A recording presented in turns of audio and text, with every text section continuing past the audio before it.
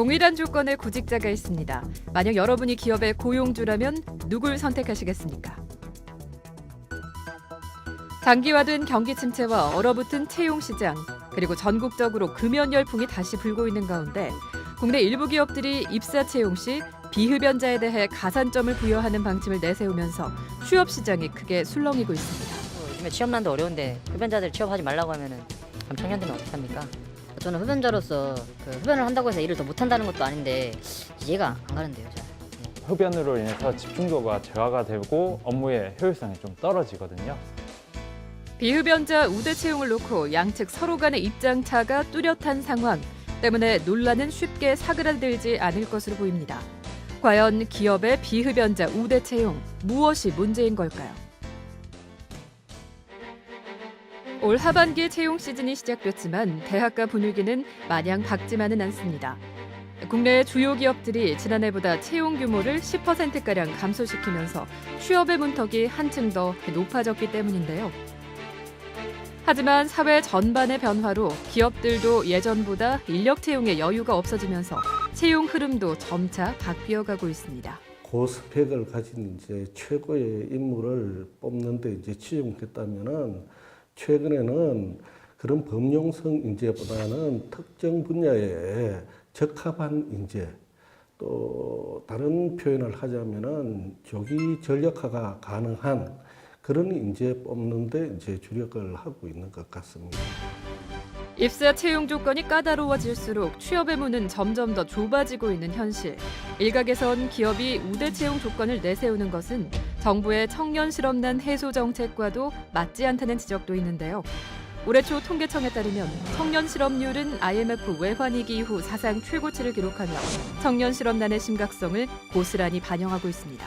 현재 정부가 다양한 정책들로 취업난을 계속 해결하고 있는 와중에 채용 우대 정책을 펼치는 것은 더욱더 취업을 까다롭게 만들고 학생들의 부담을 가중시키고 있다고 생각합니다. 준비해야 될 것도 너무 많고 그래서 되게 어려운 시기인 것 같습니다. 저희들한테. 다양한 우대 채용 조건 가운데 취업 준비생들의 마음을 타들어가게 만드는 것이 있습니다. 바로 비흡연자에 대한 우대 채용인데요. 담배가 법으로 금지된 것도 아니고 그러니까 좀 부당한 것 같은데. 그리고 뭐 회사에서 아무리 이익을 추구하는 단체라고 해도 그거는 가릴 수 있는 부분 아닌 것 같아요. 흡연이 왜 그게 기준 중에 하나가 돼야 되는지 이해가 안 되는데.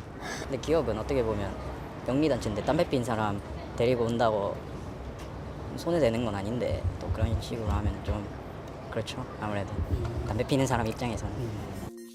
비흡연자 우대 채용 기업에는 반도체와 식품 그리고 제약회사들이 대다수. 하지만 흡연 폐해가 근로자의 건강뿐 아니라 생산성 저하를 불러온다는 것이 기업의 입장입니다. 사업장 업무를 하면서 그 흡연자 분들이 자주 외근 바깥으로 나가서 흡연을 하고 그 흡연으로 인해서 집중도가 저하가 되고 업무의 효율성이 좀 떨어지거든요.